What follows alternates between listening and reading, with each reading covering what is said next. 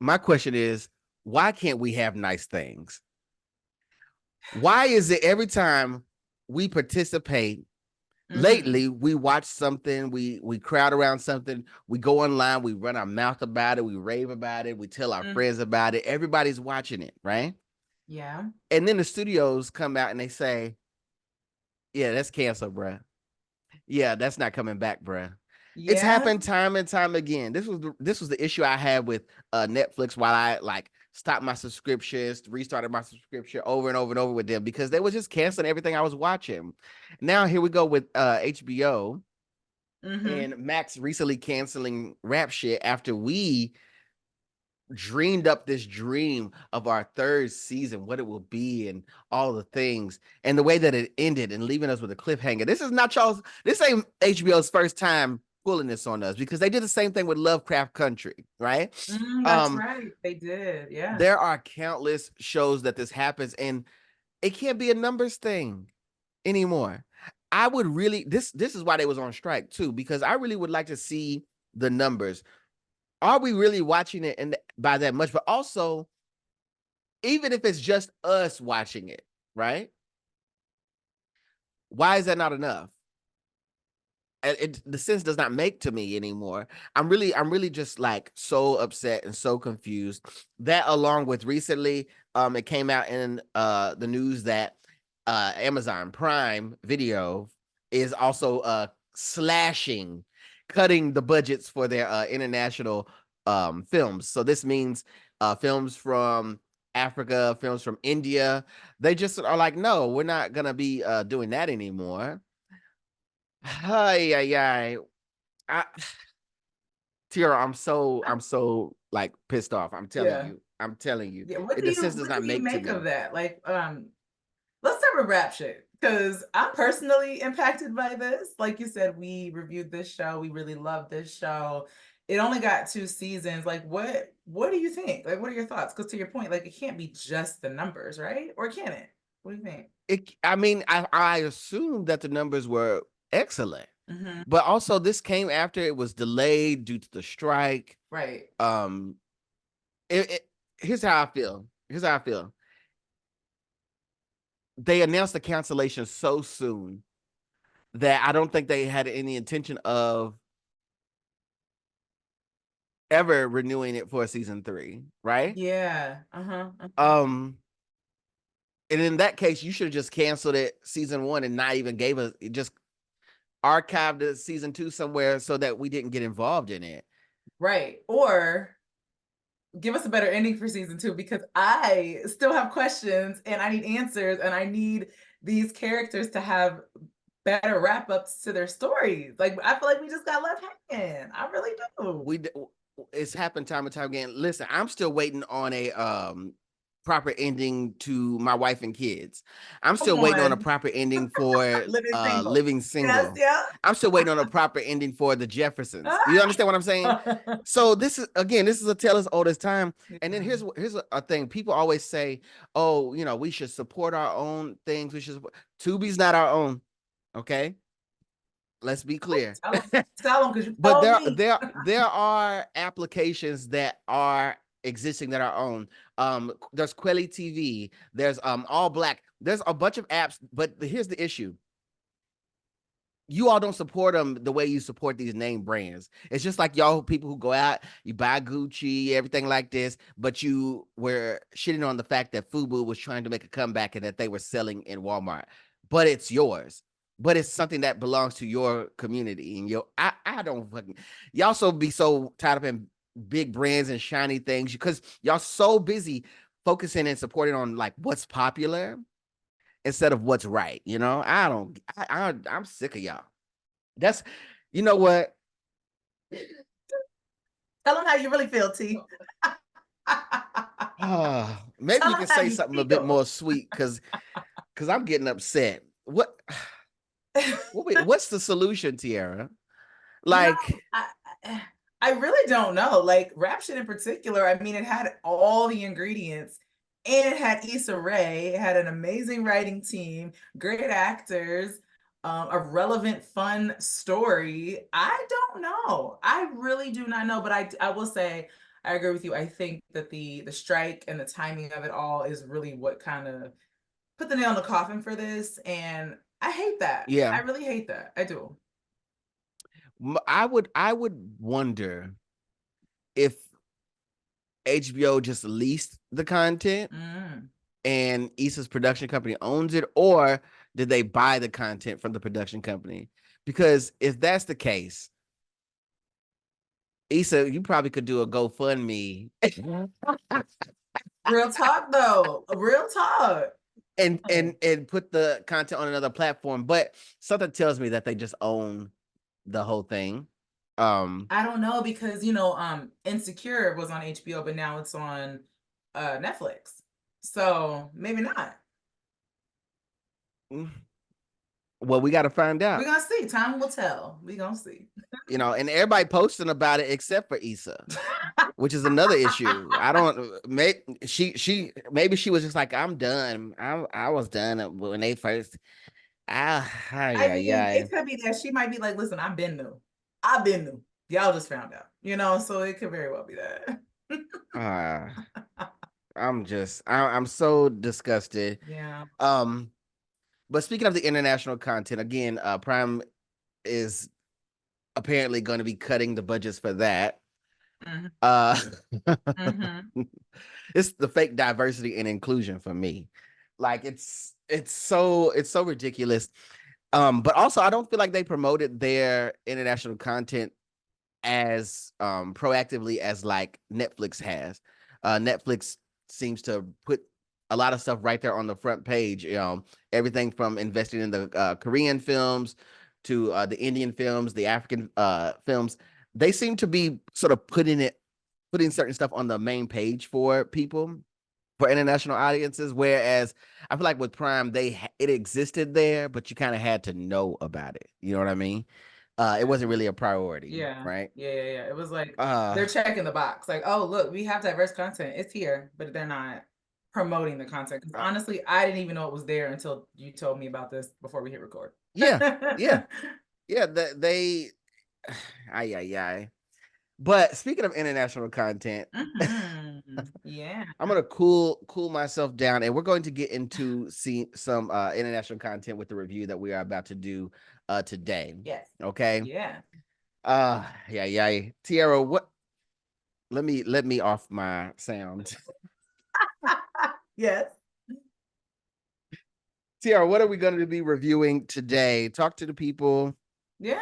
And oh wait, before we do that, intro. I'm TeaRon. Okay, I'm TeaRon. That's TeaRon period. And if you don't know, it's Tuesday, so we are doing another movie review.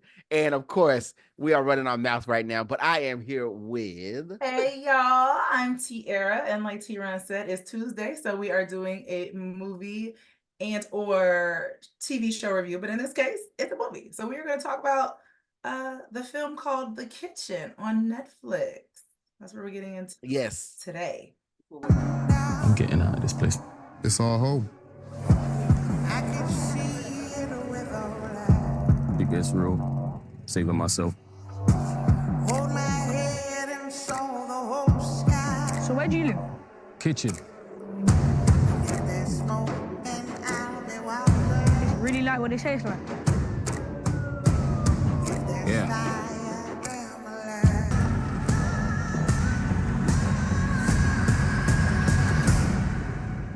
What's happening? Want to know what it's like, right? This is war. All right, so The Kitchen is a film that was directed by Daniel Kaluuya for Netflix, right? Yes, absolutely. And it was directed by him and also Kibwe Tavares. People forget about assistant directors. Yes, they do. Sometimes that happens. Dropping these wires over here. But Daniel Kaluuya directed this, and I was telling you before we started that it's so funny to me because when you are directing something and you have a name and a brand, you can you find it a lot where some people, I guess it depends on their ego. Personally, they will put themselves in a role. So you see it with like the Tarantinos of the world. You see Tyler Perry's in everything. You see like Spike Lee, doing roles in his movies and Issa stuff like Rae, this. who we just talked about. Issa Rae. So you see it quite a bit, but there are some people who just like want to direct for the director's sake. And in this case, I just believe that Daniel doesn't want to ever play a British guy again. And this movie focuses on characters who are British. Ooh, ooh. So he's not good. He's like, no, I don't play those roles. You will never catch me. No. Till you trying to shake the table. You trying to shake the Well, table. I'm just saying, Daniel knows he doesn't want to play. He's like, look, I got this Black American accent down. I've made all my money from it. Period. But this film is starring Kano, who's playing Izi. Kano, we all know now because he was one of the stars of Top Boy. Top Boy did really well on Netflix. And this is one thing I want to say, Tiera. Yeah. The reason I sort of gravitated to this was part of that, but also the fact that I want to, anytime we are reviewing Black British films, right? I want them to be stories that are just for them, not necessarily Black British actors playing other parts. Right. Because, like I said, I think that they also have stories to tell from their own unique point of view that aren't just, playing our historical figures. Who's y'all's? And this is not, it's fictional. It's set in a near future, if you will. Yeah. But it revolves around mostly minorities in this community known as the Kitchen. You want to explain the Kitchen, Tiera? Yeah, I'll explain it. What and the then Kitchen I'm gonna is? drop the trailer after my explanation. Yes. No, we already dropped it. Oh, okay, my bad. We already dropped it. Well, yes, so since we dropped it, as you saw, it's about Izi, like TeaRon spoke about, and it's about Izzy's experience trying to escape the kitchen. So the kitchen meaning I viewed it as like a housing project. Is that what you? So the kitchen is like a housing development, or what was a housing development. And it's now in this dystopian period, right? There's a lot of policing, there's a lot of gentrification, there's food scarcity, which is something to point out. And basically there's a community or a neighborhood or whatever you want to call it that is known as the Kitchen. And in this case, the Kitchen, the people who have lived there were supposed to be removed. They were going to be kicked out of their place for whatever reason. Maybe some corporation bought it up and wanted them out. Gentrification. And they refused. The people of the Kitchen said, no, this is our home. This is where we live, and we're going to hold it down. So what you see people who have adapted to the issues that have developed. So all of the like apartments now have, armored doors, and, everybody kind of has these coded languages, right? So, like when they're hanging out of the windows and they're banging pots and pans collectively as a group because somebody sees that the police are on their way to do whatever. Tiera, we'll get into all of the fun stuff and everything, but the policing. Yeah. The one thing I think this movie didn't do a good job of, and maybe it didn't have to, was explaining why, or giving us the real. We know that we eventually learned that the people are supposed to have left that property. We just learned that through the story. But why do the police keep looping back? Yeah. Like, what's the purpose of that? And then they're not only looping back, they are gathering people up, and some people are turning up dead through the chaos. Yeah, it's like brutality on another level. I was confused by that as well. I'm not gonna lie to you. I was like watching, I'm like, What part of the movie did I miss where they explain why the police are so violent, so egregious? Why do they keep, like you said, circling the block and keep terrorizing these people? Like, yes, they were supposed to leave, whatever the case is, but it was just like, I mean, they were like dragging people out of their buildings, out of their homes, children, like beating the kid. Like it was egregious. It was a lot. Yeah. And then my thing was like, you knew they were there. Mhm. You know that they're there. You have drones patrolling. Speaking of, how far away do you think we are from that? Police drones Drones surveillance. patrolling neighborhoods. Child, not far. I think that's gonna sooner than later. That's sooner, much sooner than later. I don't think the film ever exactly says what year this is. If they did, I missed it, or maybe I blinked if it came up on the screen. They did not say, and I want to say I saw something about 2042, but I can't remember if I was looking at a description of something else and it said 2042 because it doesn't say it here when you look on Netflix. But I'm like, I know I read that somewhere, so I don't know. But the reason I even mention that is because it's like the technology in the film is a bit more advanced, but it's logical. Like it's near, right?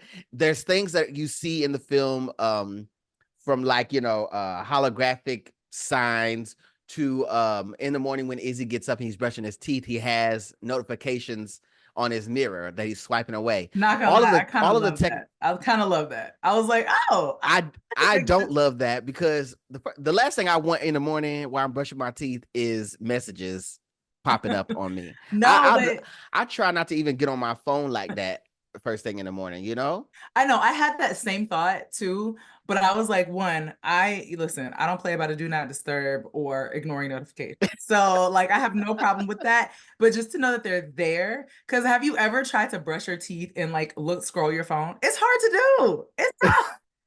You shouldn't be doing that, Tiera. I know, but sometimes you should be sometimes I have to read a message when I'm brushing my teeth. Jeez, to each Louise. his own. But like I said, the technology is it's understandable. So it lets me know that it's not that far off into the future, because even some of the cars and stuff you see, like in the scape of the city, you see like electric cars parked on the side of the road kind of thing. You could tell. But also there are still gas powered cars. There's motorcycle gangs. You are not in a dystopian film, an apocalyptic situation, unless there's a motorcycle gang.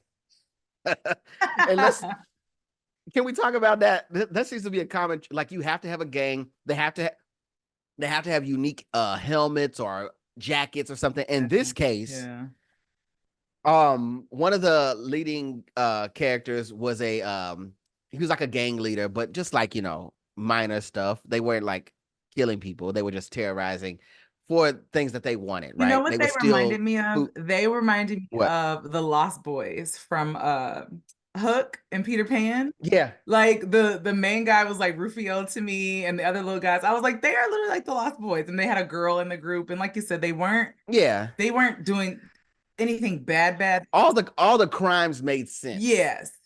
They did crimes that they had to do to survive. Yeah. So you couldn't even really hate them. You could see the danger in them, but you couldn't hate what they were doing, like, robbing the food truck and stuff like this. But here's what I wanted to point out was, because like I said, these gangs always have like unique looks and things like this. Did you notice that Staples, this was the gang leader, who is played by, let me see if I get this name right. He's definitely Nigerian. Who's played by Hope Ikpoku Jnr. Go ahead, sound it out. Hope. Hope Ikpoku. I lost it. You, Hope. It's played by this beautiful kid, who I don't know if you noticed this, but he had a face mask, but the face mask was made out of Air Max. Did you notice that? He did? Yeah, so when in that first scene where they're going to when he's riding along in the food truck and they set it up, his face mask that he wears is Air Max. It's a shoe. and it's just like modified. So even like the strings around it are like shoe strings, and this is like the you see like the Air Max logo, and you see the Jordan logo. I thought it was really cool. It was really cool. No, But I did not see that. No. it was like a thing. It was like a thing where, because later on when they go, and we'll get into this, but later on when they go and they recruit the kid to join them, his mask is also a shoe. So clearly someone is making do in the kitchen. They're making face masks out of tennis shoes, gym shoes. Hopefully they're clean when you gotta. But yeah, I thought that was cool. It's recycling. No, maybe I did. It was a lot going on. Exactly. It was a lot going on though too. Yeah. It was a lot going on. But here's what. So Izi, again, played by Kano. Izi is a resident of the kitchen, right? And he wants to get out badly, as of course I'm sure everybody does. But Izzy's pretty much to himself at this point. He has, a friend that he works with, and he works at what was the place called? Life After Life, something like that. Excuse me. Yeah, Life After Life. Yep. And basically it's a futuristic funeral home. There we go. It's a futuristic funeral home that offers up services that allow for your loved one to be I was gonna say discarded. What's the word you would use? No, don't say that, please. Buried. But buried is also bad. Well, no, they're cremated. I don't think they're cremated. Basically, your loved one gets turned into a plant. Their remains become a plant. Their remains, yes. Mm-hmm. And it's just a unique service. Honestly, this is the question that I had when I was seeing this was, is this something that is already offered, or is this just like a yes? Mm-hmm. Mm-hmm. It is. It's a real thing. People can have their remains or request to have their remains turned into like a plant, or planted, or like by a tree, or within a tree, or like in the roots of a tree, whatever the case is. But yeah, that's available now. Mm-hmm. Okay, because I feel like it's something that should just kind of become commonplace. So in a way, I thought it was cool, but they put in this story that makes the whole process, like the actual going to the funeral home and how you mourn over your loved ones and how you gather, is a bit of a drag. It's not personable. It's not, the family congregating and celebrating a life. It's more like a business as usual kind of thing, right? They're just going along to get along. And that part, that kind of like, made it seem like it was a bad thing, but in my mind, I'm like, I think this should be happening. Basically through the dialogue, we learned that, again, it's a dystopian era. There's food scarcity. The resources that are probably in this time period aren't as much as they once were. And so people having their remains turned into plant life helps the planet, I guess. It's not said that way, but that's what they're laying on.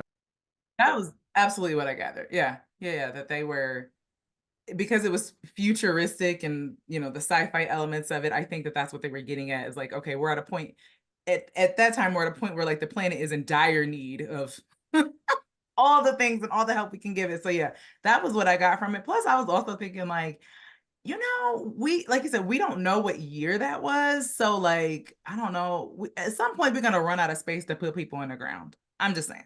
So if we can make... You know what? Yes. I've always wondered about that too, Tiera. Where how many years? Because you ever notice that a funeral home or a what do they call it? A graveyard? I don't know what they call cemetery? Yes. A cemetery. Have you noticed that they don't buy more land? No. So how many years pass? Like, is it 100 years? It's like, okay, all your family descendants have got to have moved on so we can reuse this land. Not moved on. No, I'm is seriously wild. asking that question. No, I know, like, yeah. Because at some point, I know in certain places they will like excavate the remains because they need the space. I have heard of. That's the thing. Yeah, I've heard of that. Yeah. But what's the time period? That 100 I don't know. years? No, that I don't know. I don't know what the time period. We'll have to ask.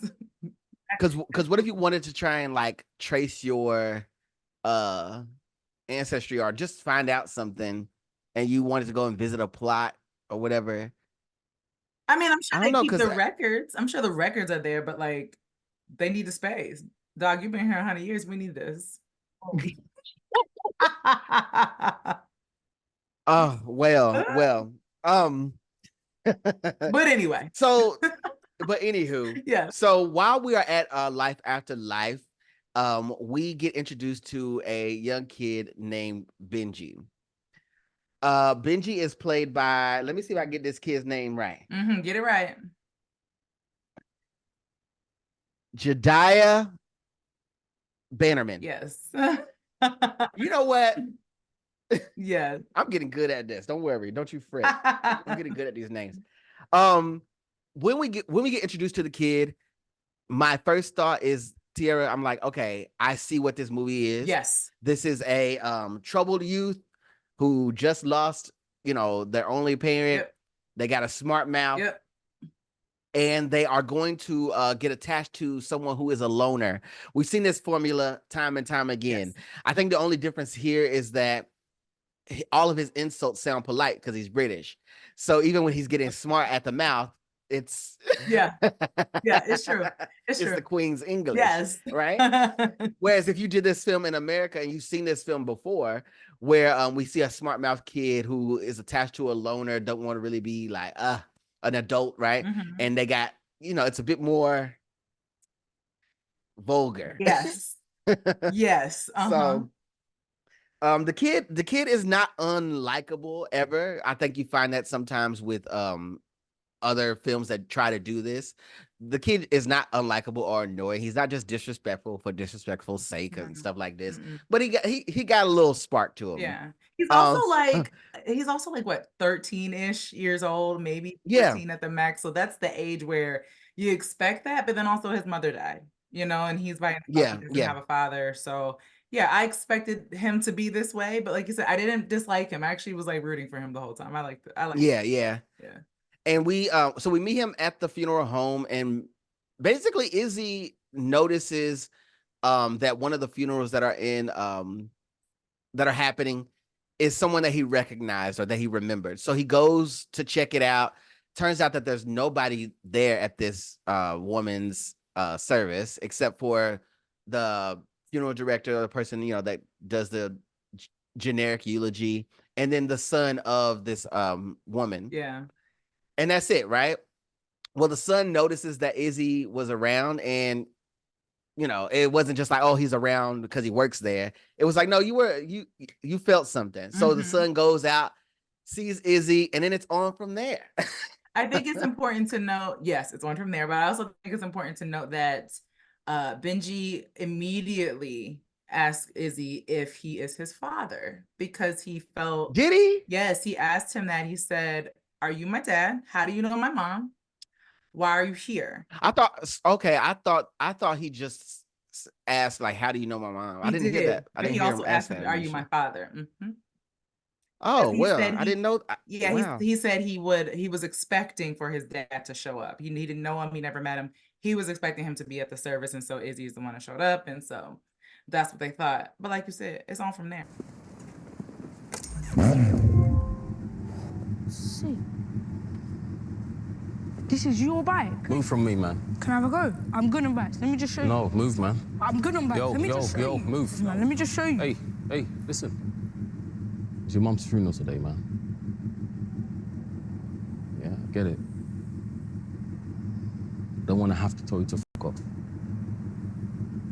Here's one thing I was curious about. So when we see the kid for the first evening after his mom's funeral, he goes home, like to the home that he was at with his mom. Eventually Izzy feels bad, and so he takes him home or whatever, and he leaves him. But what happened? You said with that the like he was a home? puppy. Well, I'm just curious, like what happened with the home? Listen, movie magic, okay? Like we never because as the story was progressing, Izzy was trying to move out of the kitchen to a place called Buena Vista, some luxury apartment place, probably overpriced, ridiculous. Mhm. And I was like, it's dystopian era. I feel like anything goes. Why he didn't just move into that woman's place? I don't know. Maybe that's Meaning like why didn't Izzy move into Benji's mom's place?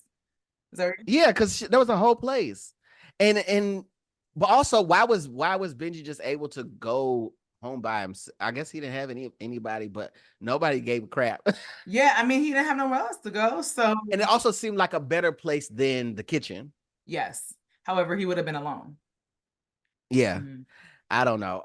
But anyways, so Benji finds his way to the kitchen. He's going basically to find Izzy. He knows that he lives there because he asked him, and he's going to find him. We learn later in the story that Benji's mom said that whoever your daddy is lives in the kitchen and works at Life After Life, or what I think that's the name of the place. I'm probably getting that wrong. Every time you say life after life, my brain is like life after lockup. But anyway. Oh God, that's the reality TV in you. But so here's my thoughts, because when Benji finally goes to the kitchen to find Izzy, I was like, oh, I see why people congregate here. I could hang out here. It was a vibe, right? Like it was literally a vibe. Hey, I love my chat, done to chat, God, yeah, that's right. Even though the kitchen they low on resources, they do have a community shower. Yes. It's not a nice place to be, right? But here's one thing that I find with Black people globally, right? They say we're not monolithic, but we have these similar traits, and that is we gonna have a good time regardless. Irregardless of the fact. Yes, that's facts. That's facts. We are the enemy of making something out of nothing, and we're gonna have a good time. Yeah, we're gonna kiki and hee and how. And people were having a good time in the kitchen despite the police raids, the food scarcity, the living on top of each other, the unsafe living conditions. Like they were still happy people. And so I could see why people were just like, no, we ain't leaving. Are you kidding me? First of all, we on rations anyway. Everything's bad anyway. We might as well have a good time here together. That's right. So when Benji gets to the kitchen, he does not immediately find Izzy. Instead, he runs into the aforementioned gang that we talked about. Just brushing over this a bit, you can see how easy it is for a gang or a street crew or whatever to take someone in who is going through it. They never there's only one little incident where they kind of tried Benji. First of all, Benji he had time, right? He's like, look, they basically run up on him, corner him, pat him down, try to see if he got anything they can take from him, whatever, because they know that he's not from the area, right? And he's like, you did what you did, come up off my bike. Basically. Only he said it in a different way. He was more like, move from the bike, bro. Like, stuff like that. Bro, move from the bike. What? Bro, you're not getting it. You're gonna get f***ed up over a shitty bike. Bro, I don't give a fuck. Stay away from my bike. But he let him know that y'all might beat me up, but y'all finna get these things if y'all don't come up off my, So they see that he's like basically not scared, or they see that he is one of them in a way that he ain't got nobody, they ain't got nobody but each other. They kind of gravitate in that way. So they just decide, okay, well, you can come with us. You can be in our gang. it was they and that must be the British thing, right? They didn't have to jump him in. He didn't get pistol whipped. Well, they don't have pistols, so there's that. There's that. So yeah, you would be correct. So, they just let him in and they take him in. They give him a bed and everything. And I was like, it's just that easy. Mm-hmm. It's that easy for your troubled youth to be considered the wrong crowd, right? Mm-hmm. Yep. Yeah, that was my thought on that. Yeah. No, you're and then we go from that, and I'm gonna let you take the reins a bit here. We go forward from that, and eventually Benji does run into Izzy in the kitchen, and their relationship develops further. Yeah, so the relationship develops further. They kind of do this tit for tat, big bro, little bro kind of thing, where Benji seemingly wants to be a part of Izzy's life, and Izzy kind of continues to like push him away, but also still wants him around, like to look out for him. When he finds out he's a part of this gang, he's like, what the F are you doing? You don't need to be around them. So it's very much like, I don't know if they were trying to go for father son, but it felt like big bro, little bro to me, or big bruv, little bruv to me. Yeah. Not big bro, little bro. Yeah, big bro, little bro. That's what it felt like to me. So then same. Go ahead. No, I was just agreeing. Yeah, so I was gonna say, and then I'm not gonna lie, the middle is where it kind of got a little hairy for me. You too? Okay, see, listen, I was like, there's a lot. The pace slowed up quite a bit. It did, and it was just like, okay, wait, where are we going from here? So I just remember Izzy getting the offer to level up and go to the new apartment on the other side of town, the 2-bedroom. And he had to decide, am I going to give up my 1-bedroom in the kitchen? Which, by the way, that scene was actually quite funny because he goes to the luxury apartments. He's, basically going to put down his deposit so he can finally move. And he's the whole interaction is with AI. It's with a machine. Yeah, I kind of liked it. Liked it. See, I'm not going to lie. I'm not going to lie to you. And he's like, they know his name. So the machine is talking in a machine fashion, right? And so he's trying to give his responses to the machine. It's like, he inquires about a 2-bedroom because at this point he's attached to the boy, right? And we know that he's a loner for real. Like he's okay with being by himself. He doesn't go out like that anymore. He just been trying to focus on saving his money, getting up out the kitchen, enjoying his nice apartment. Yes. So the machine asks him, are you sure about that? He's like, yeah. But he says it under his breath because he ain't really sure. And then he has to keep like saying yes. And that was so good. That was so good to the point that the machine was like, you ain't got to raise your voice. Would you like to change and apply for double occupancy? Yes. No need to raise your voice. I love that scene. I thought that was cool. Like it goes back to what you were saying before about like the technology in this, how it doesn't feel so far off, but it does feel like a lot more further along than where we are now. I like that part. I like that scene. It was good. Yeah. So for a while there, we see Benji in this new place. It's nice, it's clean, it's a small place, but it has tech. There's not a bunch of people running around, so you can get, you get what it is.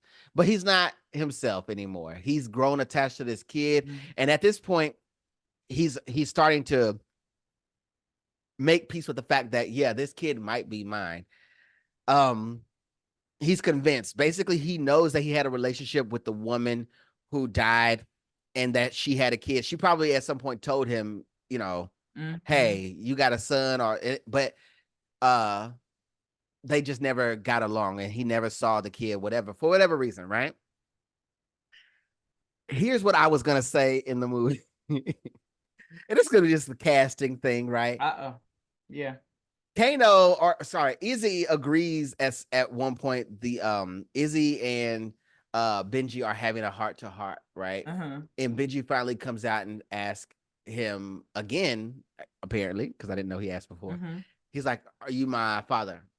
And he's just like, "Yeah. He agrees to it, right? I think there's two ways you could take that. The one is, even if I'm not your father, I am now. Oh, okay.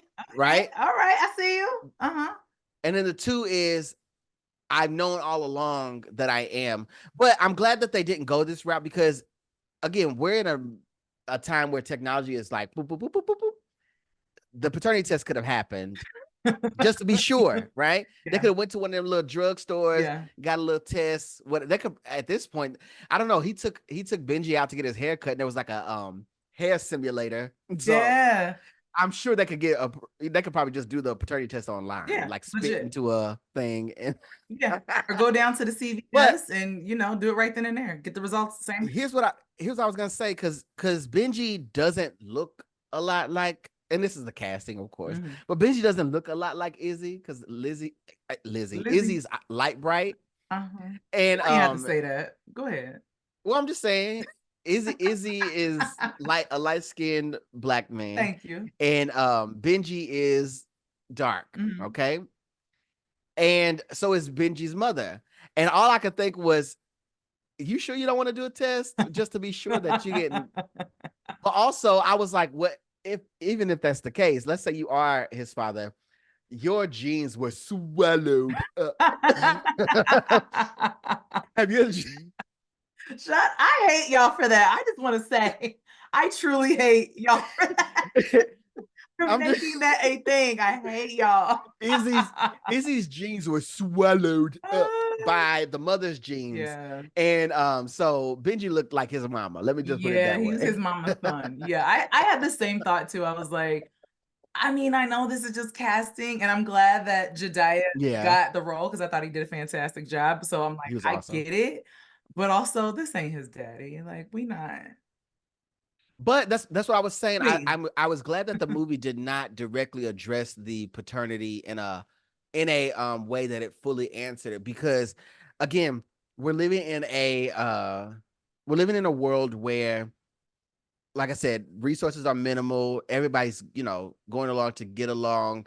You kind of have to find your crowd and stick with it, right?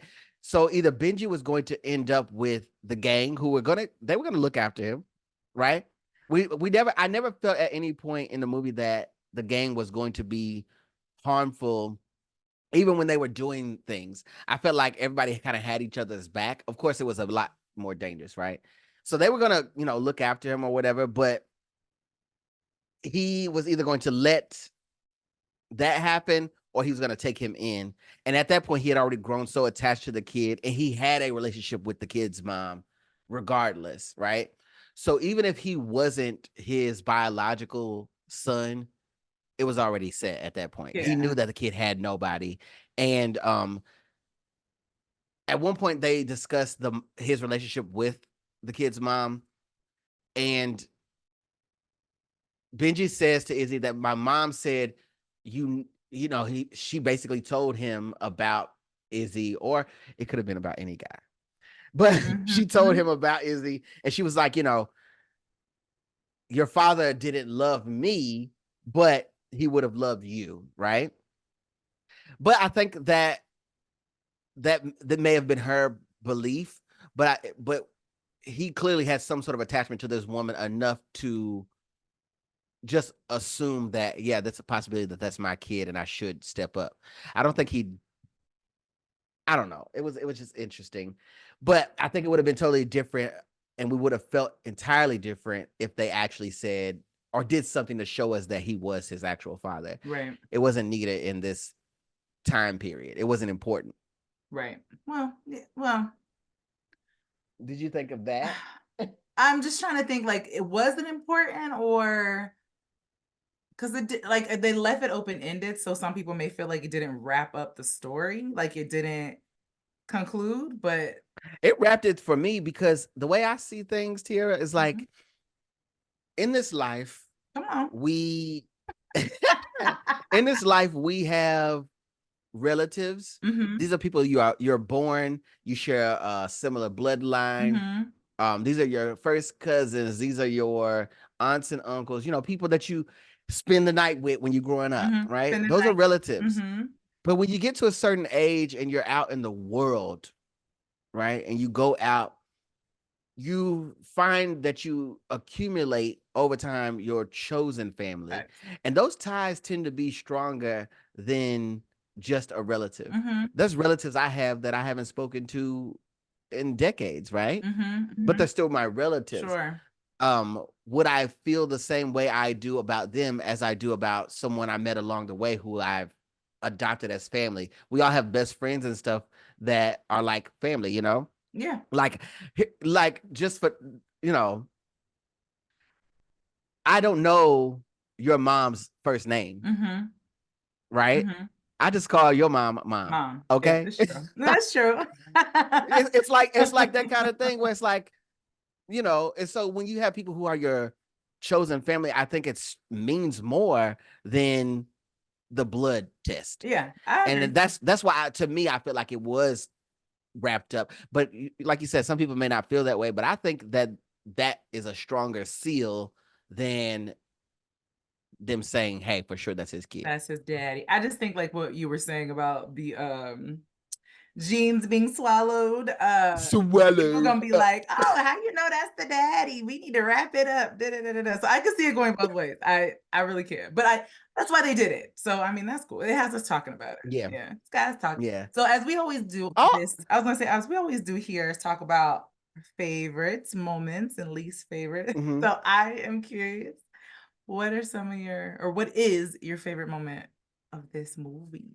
My favorite moment I have a few favorite moments, but my favorite moment in the film itself is when we are at the party in the kitchen. So the kitchen got everything. You don't really have to leave the kitchen At all. It's just they have everything, but it's just only if you need it. The reason they really put an emphasis on that. It was only if you need. In fact, there was which we didn't mention, there was the kitchen radio DJ. Basically, there was a guy named that went by Lord Kitchen, and he was the voice of the kitchen. Basically, he came over these loudspeakers in the area. He played music. He gave them news updates. And it kind of set a different tone. Like basically the kitchen, there was this whole world outside of the kitchen, but the kitchen was its own environment, its own community. They had a skating rink, Tiera. They did. They did. And that was probably my favorite scene, was because despite all that was going on, like I said, Black people are gonna have a good time. And to know that we are, in the near future, it was not distant. We are in the near future, and Black people are still doing the electric slide. And that was my favorite moment. I loved that scene. No, I love so that. Yeah, it had nothing to do with the overall story or anything, but it made me feel good. And I was like, okay, even when the shit has really hit the fan, we're still gonna have a good time. And I love seeing an electric slide in 2040, 2050, whatever it was. 20 whatever. What was yours?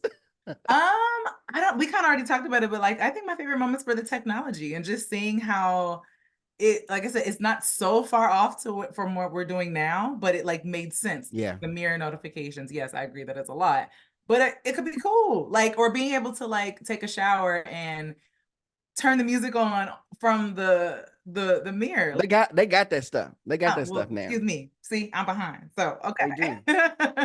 But no, that's what it is. It's the thing. There's always a thing that I'm behind on. Oh my God. But anyway, I thought that stuff was cool. I really like that. I love like you said, the apartment machine lady, getting him together and them like being able to sort that out and not having to actually like go through a person, which is like a whole other thing. But I enjoy that. I thought that was cool. Now, as far as least favorite moments, man, the funeral scene when Benji's at his mother's not that face. He's at his mother's services. it broke my heart. Like that was hard to watch. I'm not Yeah. gonna lie, like he was there by himself and they had the like the pictures of him and her together on the screen and the pictures of her throughout her life. That was so Yeah. tough for me to watch. I was like, wow. So like, I mean, I guess it was a good moment because it evoked the emotion, but man, that was hard to watch. That was so hard to watch. One of my least favorite was a funeral scene as well, but it was the funeral for Lord Kitchen, who we mentioned before. And the reason was because I just was like, okay, they were singing Negro spirituals. It's true. It's true. Let me tell you something. It just Let me tell you something. At my own funeral, I don't want any music being performed, sung, or anything that's not at least 120 beats per minute. Oh, okay. All right. Okay. Like I need up tempo Yeah. celebrations. Yeah. I don't want. Why should I feel discouraged? I don't need that. Discouraged. Please no. Or your favorite song, I Won't Complain. I will complain if y'all do that. Don't do that at my service. Please don't. 120 beats per minute. Got it. Minimum. Got it. Minimum. Just leave us a playlist somewhere and we'll just hit it. So I'm gonna give my rating here. Yeah. All in all, again, Daniel did not put his celebrity in the film on screen. And that's fine. It was a good call because it wasn't necessarily needed. Even if he just played a side character, I think it would have been cheap to do because you would have just been waiting to see him in a scene like, oh, that's, he could have been like Lord Kitchen, right? And whatever. Yeah. But it wasn't necessary. So I'm glad he actually did make that decision to not do it. But also we know he don't want to play British anyway. So I'm glad he did that. The story itself is not unique. We've seen a troubled youth be attached to a loner adult and they go on an adventure. It's just the background that it's set against, right? That makes the variations. Excuse me. So we've seen this before.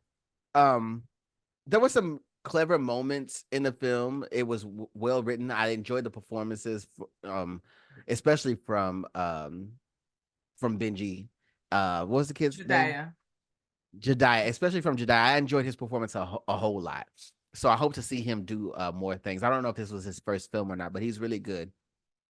And of course, Kano's Kano. We got attached to him in Top Boy. He's gonna keep doing stuff. So no bad performances, no things like that. But there were dips in the movie. There were moments where it was like, okay, this scene is dragging, or my attention was like going to something else. I was like, what am I gonna cook tonight? Stuff like this. All in all, it's enjoyable, but it's not like life-changing. It's not gonna lead to a deep discussion. It's not gonna make you think. I am going to give the movie a Jennifer Lewis. What say you? Okay. All right. So I agree with a lot of the critique here. I also would love to say that Jedaiah did a fantastic job. Want to see more of him. I thought he was really great. You keep saying that we know Kano. I don't know Kano because I did not watch Top Boy. So this is my introduction to him. I believe. Oh, okay. I believe. So yeah, decent performance by him. It was great. But Benji, Jedaiah was definitely the standout for me. Also, I'm going to echo your thoughts here on the storyline. We have seen this before. We know this story. We know, the big bruv, little bruv, father, son kind of thing. We've You this damn bruv. Yeah, bruv. And funny enough, when I was watching the movie, like I would say the lines out loud, like before they would say it, because I'm like, I know what he's gonna say. Like I know he's gonna say, "Why are you hanging out with these gangs?" Da, da, da, da. Like we know that. We knew that. So like I was saying it before the lines came on the screen. So it's pretty predictable. I'd say that. I think what makes this a little bit different is the futuristic elements of it. I think it's interesting that they have this listed as a sci-fi thriller because I didn't get sci-fi thriller from this. I don't know if you did. I thought that was a little I can see this. I could see the sci-fi category because that's what they always do anytime there's a something different. dystopian futuristic thing. Mhm. But thriller, I don't know. I thought it was more of a adventure, like a drama. Yeah, more I than got drama, like a sci-fi drama, less. I don't. It wasn't a thriller. It wasn't a thriller, so Oh, that threw me. But okay. So yeah, all in all, I enjoyed it. I think I would watch it again. yeah. It was fine. I put it on again. It's fine. So yeah, I too would like to give this one a Jennifer Lewis. That works for me. Yeah. Our alliance friend. That works for me. That works for me. Yes. Well, Mhm. I've enjoyed this discussion. I actually was surprised that I enjoyed the movie as much as I did because, like I said, I felt some stuff coming too, but I still enjoyed it because it was something. It was just a change of pace from the stuff that we've been watching. Yeah. Right? Yeah. Agreed. I will say that. Yeah, I appreciated that. And I like my Black British stories to be that. It's okay to be Black British and tell your story with your accent. I'm gonna keep saying that. I'm not saying that. I'm not touching that. I'm not touching that today. If you are watching this on YouTube, you can go ahead and leave a like, comment, share, subscribe, all the things. And what we're going to start doing now is we're going to leave a pinned comment, a poll. I want to know what you rate the film based on our rating system. Let us know what you rate the film. You can also interact with the polls on Spotify if you listen to the podcast there, and maybe some other places. I'll post up the poll as well, just to see what you think of these films as we review them each week. So there's that. Of course, you can always find me. I'm TeaRon. That's at TeaRon World on Instagram, at TeaRon with 2 underscores on TikTok. And you can also find Ubiquitous Blacks on various social media platforms. And you can also email us with recommendations, informations, duplications, all the Asians. You can email us ubiquitousblacks@gmail.com. Tiera, where can they find you? Yes, you can also find me all things Ubiquitous Blacks, but also on Instagram, I am at It's Tiera Janee, at ITSTIERA JANEE. And yes, as TeaRon already said, please send us some recommendations, some ideas, some things we can look at internationally. Yeah, nationally, whatever you got. So as long as it's Black, we're interested. So please send it our way. Please, please, please, please. Black. Well, this has been fun. And until then, we will see you next week. Peace, y'all. Bye.